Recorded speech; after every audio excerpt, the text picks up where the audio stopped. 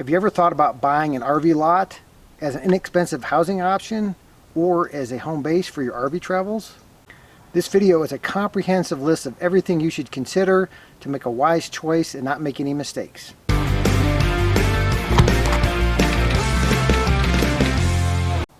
Hi, I'm David with Nomadic RV Living, and this channel is about getting out of the rat race and retiring early. Why?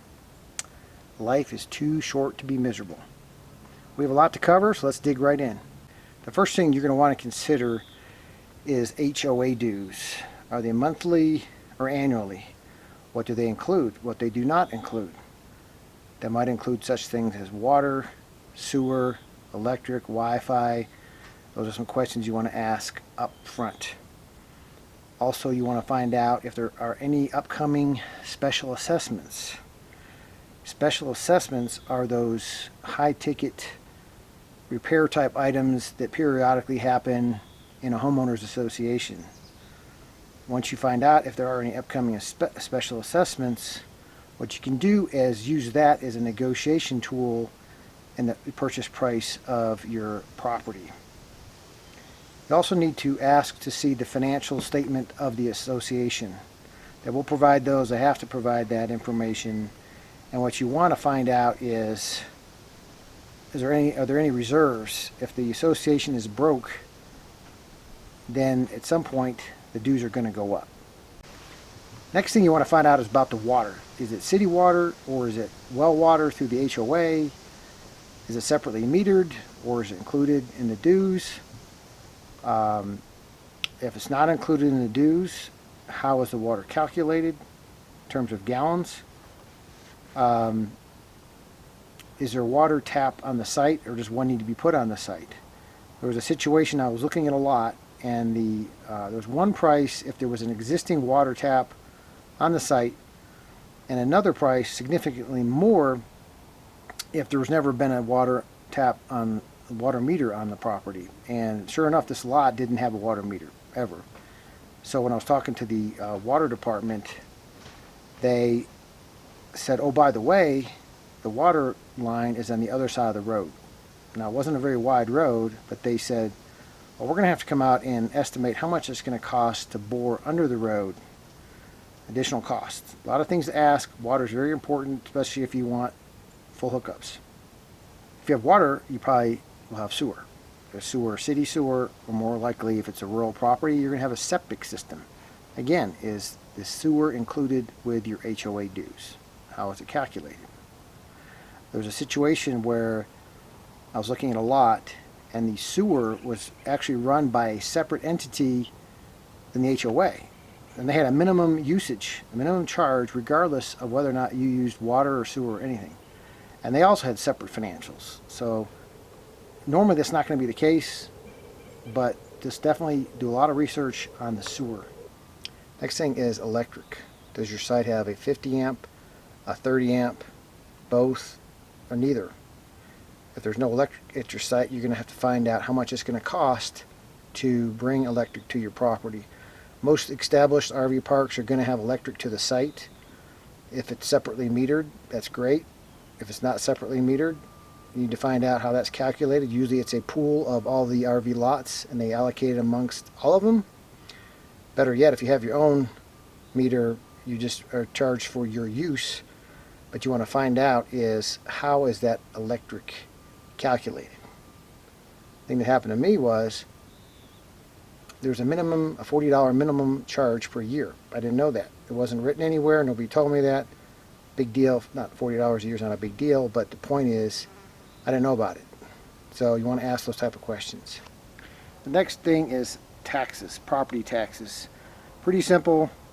Go to the county assessor, figure out how much your taxes are going to be. If there are any back taxes owed, those will be prorated at closing, so you shouldn't have to worry about those. If you have an RV or a park model that came with your property, you may have some personal property taxes with that as well. Another thing to consider is if you buy an existing RV lot that has a trailer on it, make sure you get that title.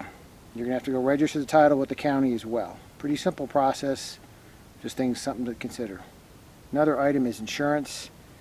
If it's a vacant lot, you may not have to have insurance at all. You may want to get insurance for liability purposes, but if the property you're buying has an RV or a park model on it, there's going to be some insurance costs in addition to your purchase price you're going to have to factor in. My suggestion is you call an insurance agent in the area in advance just to get an idea of what it might cost to insure your property. Other things to consider is the location. If you're near a hurricane zone area, your insurance might cost more. If you're not familiar with that area, again, call your insurance agent in advance to get a quote. Now for some additional items that are not as obvious, consider your RV lot that you're going to buy. What is the condition of the lot? Is the lot ready for use? Is it already paved? Is it just dirt? Do you need to add gravel to it? Do you need to remove some trees in order to put your RV on the lot? If the site's going to require any type of grading, you might need a grading permit from the county or from your HOA on what you're going to do with the lot.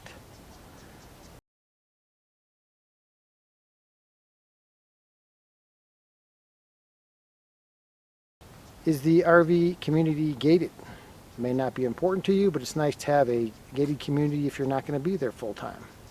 Speaking of full time, does the community allow you to live there full time? A lot of communities won't. If they won't, find out when you can and cannot use the lot. What if you decide you wanted to rent your lot? Is that allowed or not? If so, are there specific terms of renting out your lot? How many structures can you put on your lot? Can you only have one shed or more than one shed? If so, how big can the shed be? What about more than one RV? Do they allow one permanent RV and one transitory RV, or two full-time RVs? What if you decide you want guests to come? How long can the guests stay? Do they have to leave and then come back?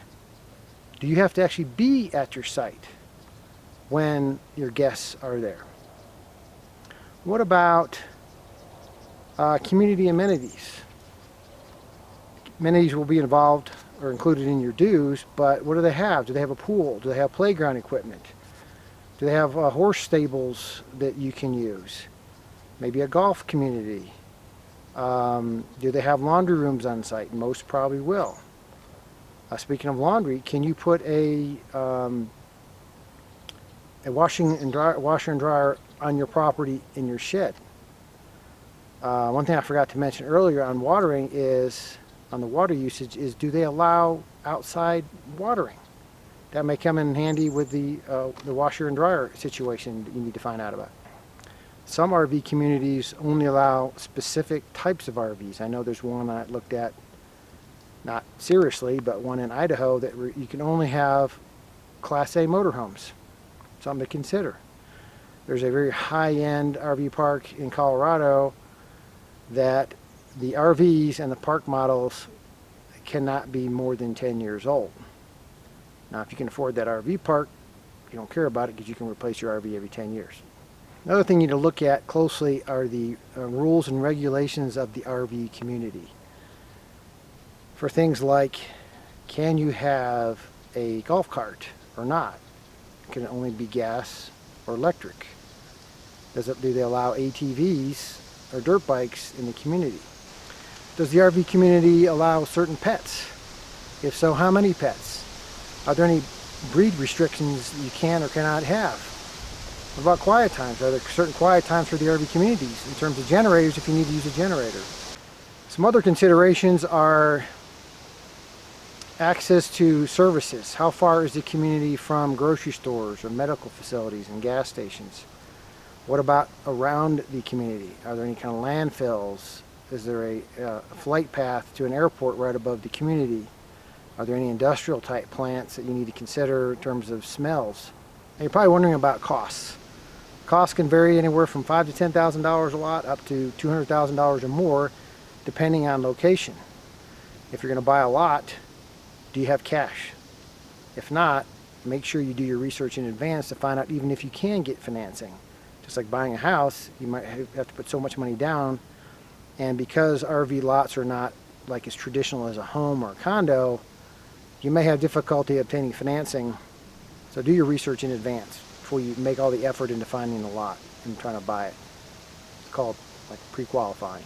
Some other things to consider are like seasonality. If you have a property in, say, Colorado, you may only be able to use it 6 months out of the year because it might get too cold, versus, say, someplace in Arizona where it gets too hot and you can only use it during the winter time. Things to consider. What about environmental factors like mosquitoes? I looked at an RV park in Idaho, and there's a big sign: mosquito spraying Tuesdays and Thursday evenings from 9 to 11 p.m. As I drove through the community, there were some low-lying streams, and it was right next to a river, so obviously they have a mosquito problem. Glad I went and saw it. Very, very important. Go inspect your property before you buy it. If you want to put it under contract, subject to an inspection, great. You have no idea what is next door to your property or around it. Even if you got some fancy pictures from the internet or from a real estate agent, until you actually see it, don't buy it. You'll be making a big mistake. I hope you got something out of this video. If you did, please give it a thumbs up, and please consider subscribing below, and also there's a bell notification down there. Appreciate your time. Thank you for watching. See you in the next video.